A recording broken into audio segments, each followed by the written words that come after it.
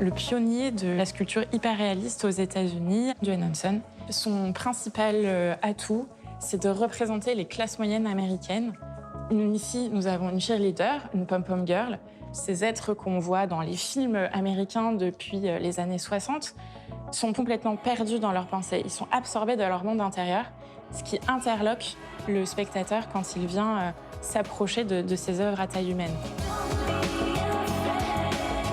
L'hyperréalisme date des années 60 et est né aux États-Unis à une période où, avec la guerre du Vietnam, il y a une certaine crise politique, une crise de confiance envers le pouvoir. On a certains artistes, comme Dwayne Johnson, qui souhaitent représenter au plus près le réel pour revendiquer cette soif de vérité.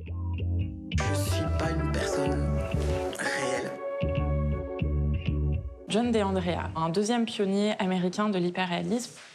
Ici, il pratique le bronze.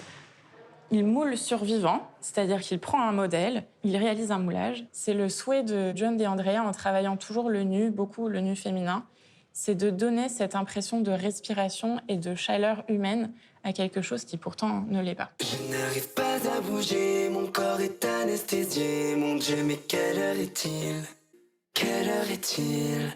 Quels sont les types de matériaux qu'utilisent ces artistes? On a de la résine, on a du bronze, on a du plâtre. Et puis ici, on a de la céramique avec l'artiste américaine Tipton Land. Elle l'utilise notamment pour faire les rides du menton, des yeux, les joues gonflées. Ça lui permet de ciseler la matière et de la peindre comme elle le souhaite.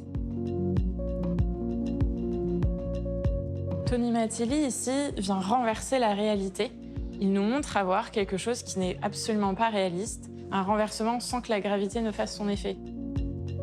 Là, vous avez du même artiste, Tony Matteli, un personnage, une figure en lévitation. En représentant très fidèlement le réel, on arrive finalement à représenter ce qui ne se représente pas. Les émotions, les états d'extase, les états de doute, d'introspection.